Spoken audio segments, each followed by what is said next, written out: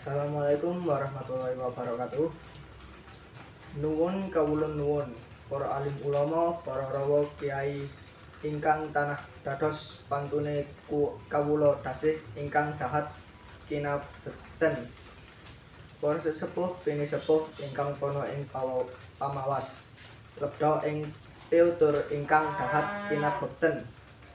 Para pangemban pengembating praja ingkang minangka pendoming kawula dasih ingkang dahat Situdarsana. Para rawuh kakung Sumana Putri werda tuwin taruna ingkang satuhut dahat kinurmatan.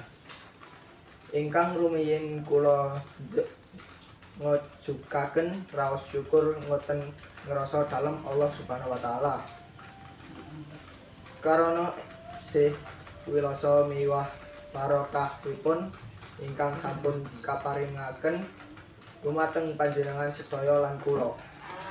Saengga wonten wekdal menika kula panjenengan saged makempal wonten papan menika kanthi pinaringan kawilujengan tuwin kaharjan boten manggih alangan setunggal menapa. Pramila saking menika kula ikraraken kanthi maos kalimah tahmid alhamdulillahirabbil alamin. Keparenga kula cumanteka ngadeg sawan wonten ing rasa panjenengan sami awit ngemban jejibahan dawuh saking panjenenganipun Bapak Prasetyo ingkang hamengku krasa.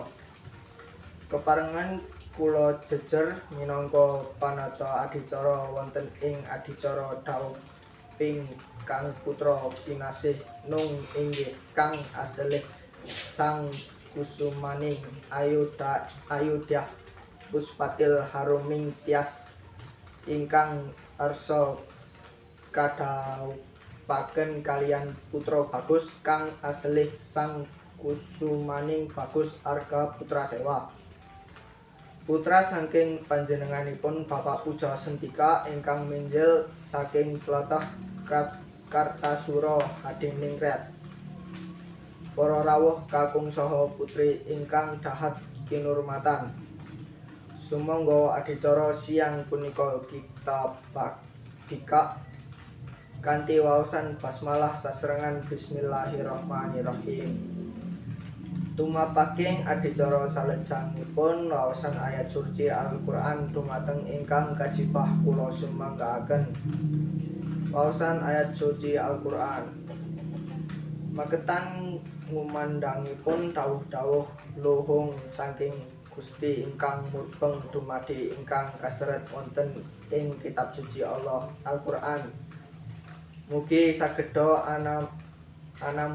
anambahi iman lan takwa kita dumateng Gusti ingkang Maha Wikan.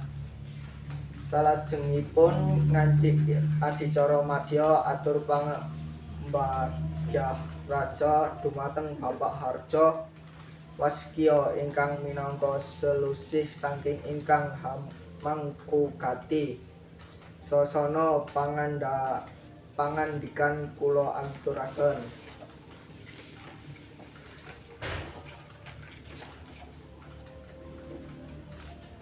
Atur pambagya harja tatas titis merantasi tan anak kang kacicir sadaya dawuh pangandipun sulih pangandikan saking Bapak Prasetyo hamangku kanthi nun inggih Bapak Harja Waskita.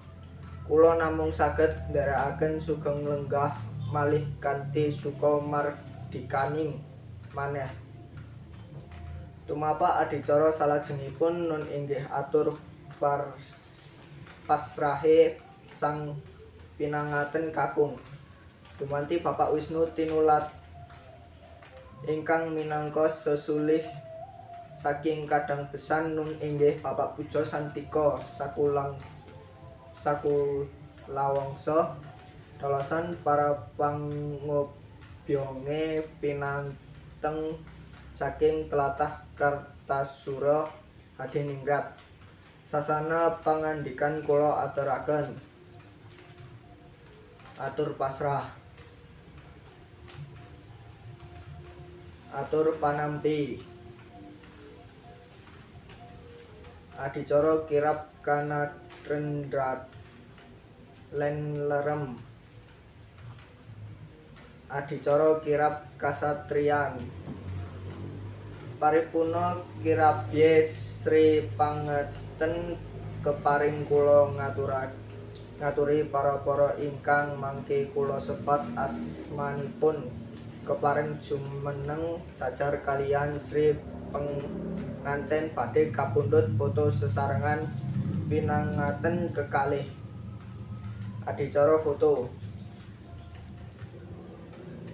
Sejak sampun dumugi purnaning adicara kangge sangune lampah Sri Atmaja kekalih anggenira ambyur ing samudraning bebarengan murih pikantuk berkah rahmat saha hidayahipun Gusti kang murbeng jagat peparengan konjuk dumateng Rama Kyai Muhammad Aziz mangarsani pandurunging donga sasana pangandikan kula aturaken adicara donga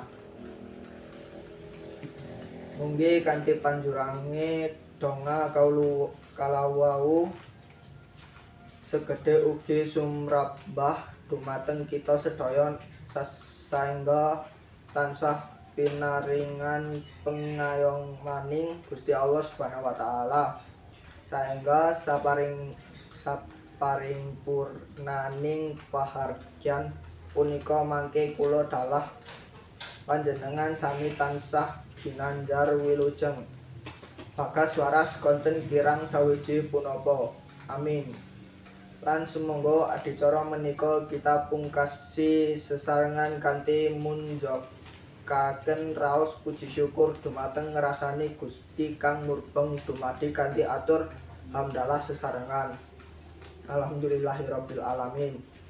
Wasana saking kula minangka panatacara menawi wonten kirang trapsila kirang nuju prana kula tansah nyadong duka sahasih lumunturing samudra pangamaksa.